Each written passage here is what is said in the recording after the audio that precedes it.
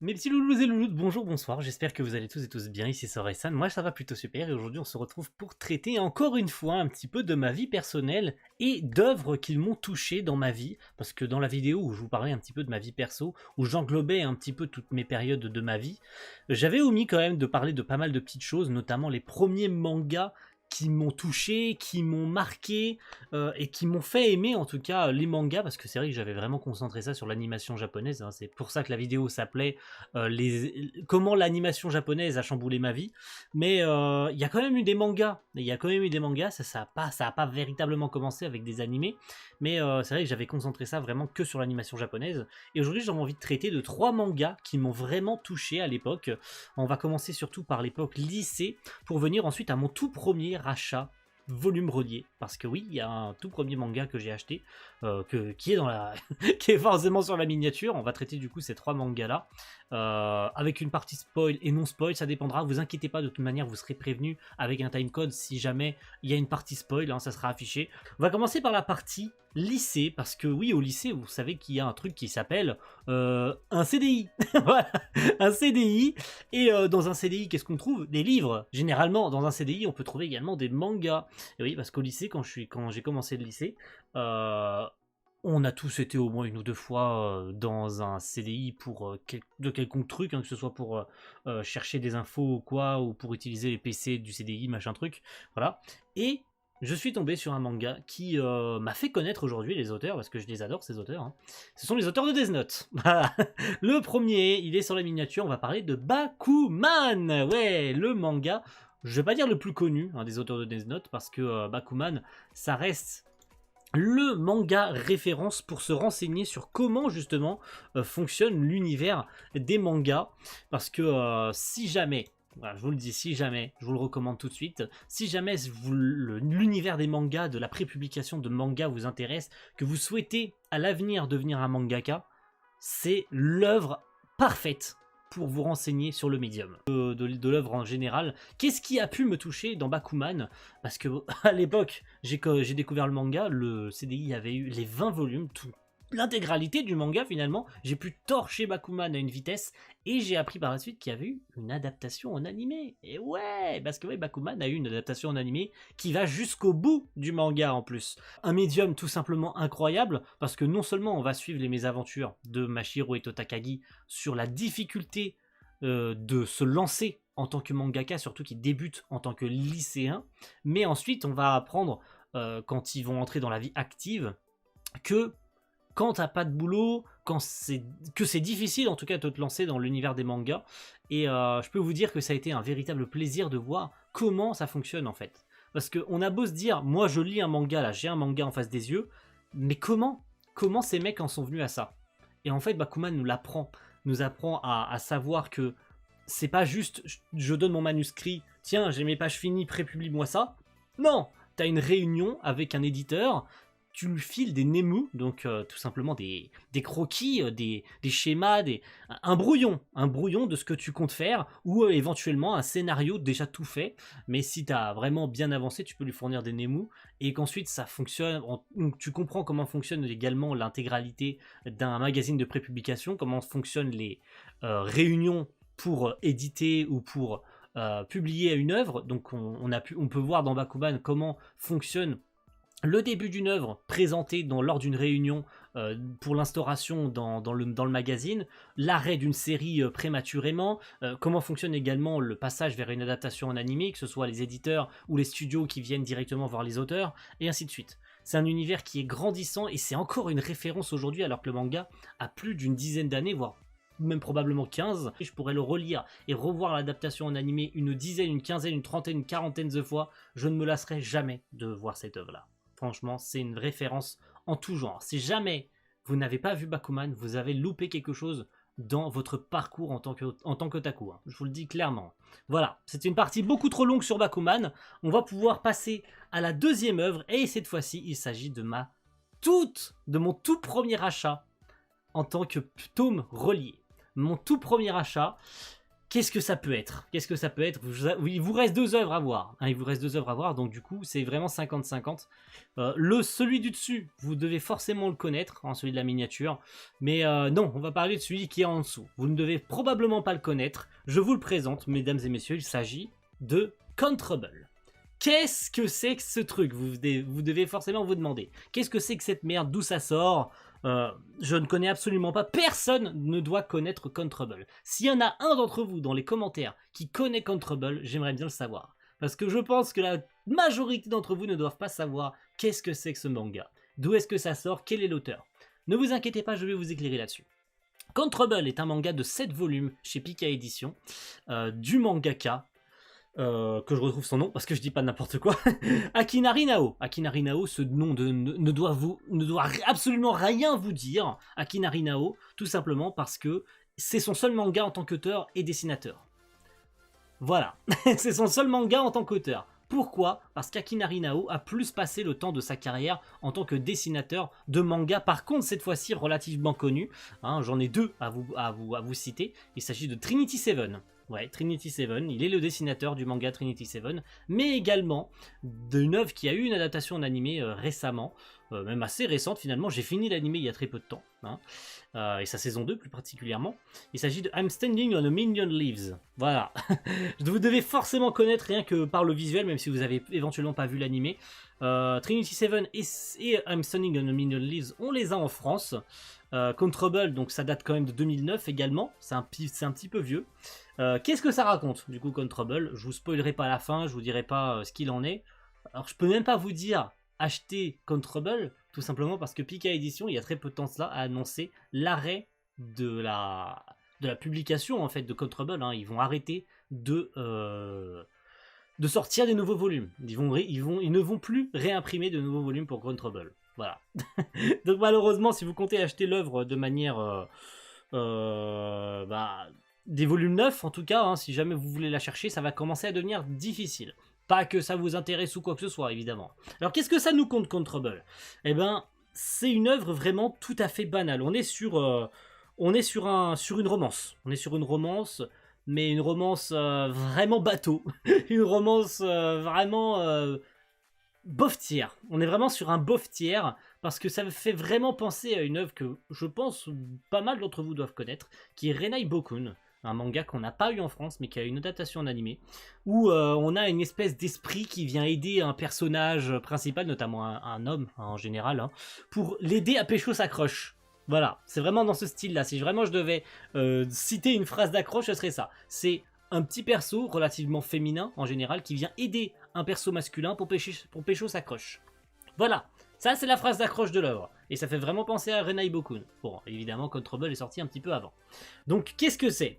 Eh bien, en fait, c'est le jeune Kota, bon, qui n'est pas sur la cover, malheureusement, mais qui veut pécho cette meuf-là, donc qui est sur la cover, qui s'appelle Akino. Akino, voilà, il l'aime, il a envie de sortir avec elle, mais comme c'est un puceau et qu'il sait pas comment faire, donc il a toujours du mal. Et il va avoir l'aide, alors j'allais dire d'un esprit, mais non, c'est pas le cas, hein, d'une petite sorcière du nom de Sasara, que l'on voit juste ici, derrière, juste là derrière la cover, que vous avez d'ailleurs sur la miniature. Voilà, ça fait vraiment la cover entière du premier volume de Contrable, même si le perso principal, on le voit, hein, il est juste ici, hein, il est vraiment caché, il est juste derrière Kota. Et Sasara va tout simplement, soi-disant, en tout cas c'est le speech de base, essayer de le faire sortir avec Akino. On va avoir le classico-classique triangle amoureux avec une autre meuf qui est aussi amoureux du perso principal, et ainsi de suite. C'est vraiment très très bateau, ça dure pas forcément longtemps, 7 volumes c'est vraiment pas long, et heureusement, parce que franchement l'œuvre commence à tourner en rond au bout d'un moment, surtout que Sasara est censé aider le perso principal, mais à chaque situation ça finit toujours mal. Voilà, donc en fait on passe juste notre temps à croire que enfin le perso principal va sortir avec sa crush, mais ça finit toujours mal. Bon, vous l'avez forcément dans le mille à la fin du manga. Est-ce qu'ils sortent ensemble? Bon, je vous le dirai pas, mais vous avez forcément la réponse, hein. Voilà. J'ai même pas besoin de vous spoiler pour vous dire que si éventuellement il sort avec sa crush à la fin du manga, parce que c'est forcément évident. Donc, ça n'a rien de vraiment marquant au sens propre du terme, mais comme c'est mon tout premier manga en volume relié, qu'est-ce qui m'a poussé à l'acheter? Bah rien.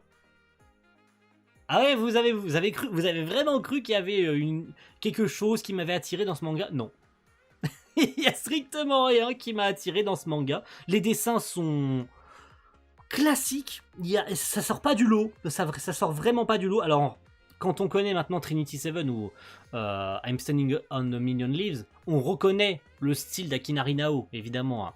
Mais comme c'est sa seule œuvre en tant qu'auteur et dessinateur, surtout en tant qu'auteur, parce qu'il travaille surtout en tant que dessinateur et en tant que character designer original surtout sur les séries animées, hein, parce que Trinity Seven a eu une adaptation en animé, I'm Standing on a Million Leaves a eu aussi un animé, 2 saisons, qui en plus en DVF, trop bien, j'ai vu la saison 2 il y a pas longtemps, et puis voilà, donc en fait, si vraiment on connaît pas l'auteur pour son nom en tant qu'auteur, on le connaît forcément en tant que dessinateur sur ces mangas-là, même s'il n'est pas vraiment reconnu au sens propre du terme. Donc voilà, si je devais vous présenter une ou deux planches du manga, même si elle sort pas trop du lot, voilà, on a les situations un peu cocasses qu'on retrouve globalement dans les œuvres du genre. Hein, c'est oh là là, j'ai pas fait attention, je suis tombé sur toi. Oui, parce que hein, le fameux triangle amoureux, hein, il est là, hein, comme d'habitude. Donc voilà, ça sort pas du lot, c'est bateau au possible, même parfois on se fait chier. J'ai vraiment hésité à finir le manga, mais avec le temps, en fait, je trouve que ça reste ma première romance en volume relié, parce que j'en ai forcément vu autrement grâce à des adaptations en animé. Et on va pouvoir du coup se lancer avec une dernière œuvre qui, cette fois-ci, est un manga de musique. Hein, cette fois-ci, bon, le nom vous est forcément familier rien qu'avec l'auteur, hein, parce que l'auteur c'est Kuji Seo. Hein, Kuji Seo, vous le connaissez forcément, c'est obligé que vous connaissiez Kuji Seo. Kuji Seo, il est l'auteur de Suzuka. Il est l'auteur d'un autre manga qui est sorti également chez Pika Edition. On est toujours hein, chez Pika Edition, on ne quitte pas Pika Edition. Il était également l'auteur de A Town Where You Live et d'une autre œuvre sans réelle intention, voilà. Mais il est surtout l'auteur de Fuuka. Voilà, Fuuka. Fuuka, c'est un manga de musique. Fuuka, c'est un manga en 20 volumes. Fuuka, c'est un manga qui s'est fini il n'y a pas si longtemps que ça, parce que chez nous, en France, actuellement parlant, nous avons j'allais dire l'œuvre actuelle de Kuji Seo. Non, c'est faux, parce que l'œuvre actuelle de Kuji Seo, c'est Megami no Café Terrace, que nous n'avons toujours pas en France et qui est toujours prépublié au sein du Weekly Shonen Magazine. Non, nous avons actuellement l'avant-dernière œuvre de Kuji Seo, qui est Hitman et les coulisses du manga. Voilà. Mais ça, c'est l'œuvre juste avant, hein, Hitman et les coulisses du manga. Donc c'est Fuuka, un manga de musique. Pareil, ça sort pas énormément du lot, mais qu'est-ce qui fait que Fuuka est bien? Eh bien, Fuuka, c'est un manga certes de musique, certes on va retrouver un groupe, notre perso principal qui va monter un groupe, la difficulté que c'est également de se lancer dans un groupe de musique, parce que ça reste des lycéens au tout départ, mais ils vont commencer à devenir des professionnels, la difficulté de se lancer en tant que pro, les galères monstrueuses qu'ils vont se taper pour faire leur début en tant que professionnels, mais et surtout, même si ça c'est un spoil énorme, et là dans ce cas là si jamais vous voulez éviter de vous faire spoiler, vous pouvez sauter cette partie parce que ça concerne un élément. C'est l'élément clé en fait du manga, tout simplement. C'est tout simplement la mort de Fuuka, le perso principal. Parce que oui, hein, ce qu'il faut penser, c'est que le manga porte le nom quand même de Fuuka. Hein, même si le perso principal, ce n'est pas Fuuka. Hein, le perso principal en soi, hein, on suit plus l'histoire de Yu, hein, qui est le perso qui va devenir finalement le chef du groupe, hein, du groupe de musique qu'on va suivre dans l'œuvre. Mais le manga porte quand même le nom de Fuuka. Pourquoi ça porte le nom de Fuuka dans ce cas-là, si on suit l'histoire de Yu? Tout simplement parce que Fuuka meurt dans un accident. Et parce que l'œuvre est surtout là pour les 5 phases du deuil.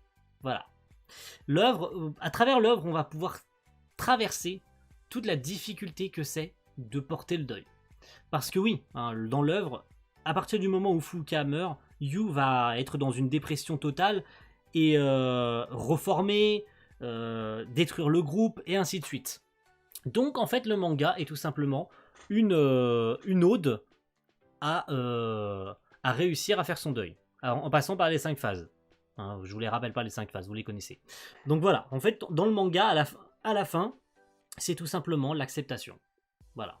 C'est soit on accepte, soit on n'accepte pas. C'est vraiment la vision du lecteur qui va te faire croire si oui ou non t'as réussi à passer à autre chose. Oui ou non, t'as réussi à aimer ce que t'as réussi à aimer. C'est vraiment soit t'as réussi à accepter que l'œuvre te montre ce genre de choses. C'est vraiment très poétique ce que je dis. Hein. C'est vraiment très compliqué également à comprendre. J'espère que vous comprenez et que vous arrivez à lire entre les lignes. Mais voilà. Soit tu comprends ce que l'œuvre te transmet, parce qu'un manga de musique, c'est quand même très compliqué à lire, hein, surtout que c'est censé parler de musique, donc des personnages qui chantent. Les musiques sont également très importantes, même si on les entend pas, hein. Même si Fuuka a en plus de ça une adaptation en animé également, hein. Bon, Control n'en a pas eu, malheureusement, mais Fuuka en a une. Et ce qui est très très très intéressant avec l'adaptation en manga de Fuuka, l'adaptation en animé, pardon, excusez-moi, c'est qu'il s'agit d'une version alternative du manga. Voilà, je vous dirai pas pourquoi, pour éviter, parce qu'on n'est plus dans la partie spoil, tout simplement. Il s'agit d'une version alternative du manga, dans lequel, si jamais ça s'était passé comme ça, voilà comment ça se serait passé. C'est vraiment seulement, c'est seulement comme ça que je peux le décrire pour les non-lecteurs. Ceux qui ont lu le manga comprennent ce que je veux dire, bien sûr. Donc voilà, Fuuka est un manga de musique, mais c'est un manga qui te fait pleurer, c'est un manga qui te fait ressentir énormément d'émotions, c'est un manga qui te fait comprendre par quoi tu passes, l'acceptation, la colère, les difficultés de se lancer en tant que groupe de musique professionnel. Donc voilà, c'est pas seulement un manga de musique, c'est un manga qui te fait ressentir plein d'autres émotions. C'est pas seulement un manga où tu vas écouter de la musique, c'est également un manga auquel tu peux t'identifier pour te lancer dans la vie professionnelle. Et c'est un manga qui m'a beaucoup marqué, même surtout sur la fin.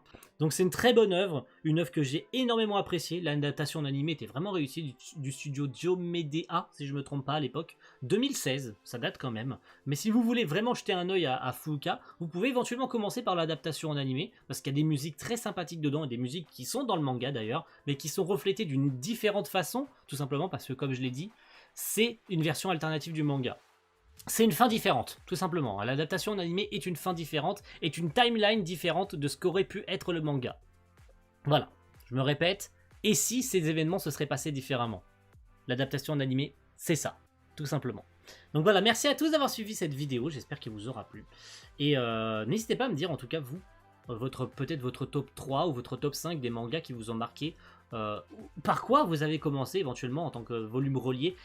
Si jamais vous vous en souvenez, quel est le premier volume relié que vous avez acheté quand vous avez commencé? Bah, évidemment, j'ai eu d'autres mangas avant. Control n'est pas le tout premier manga que j'ai eu en volume relié. J'ai eu des Naruto, j'ai eu des Dragon Ball, j'ai eu plein d'autres trucs. Mais que j'ai acheté de moi-même, que j'ai vu en magasin, que j'ai jeté un œil dessus, que voilà, ça a vraiment fait comme ça. J'ai eu le coup de foudre. J'ai vu, j'ai pris, je suis allé à la caisse, j'ai payé de ma poche ces mangas-là, c'est celui-ci le premier. Voilà, tout simplement. Merci à tous d'avoir suivi cette vidéo, et on se retrouve très vite pour une prochaine. À plus tout le monde. Ciao, bye.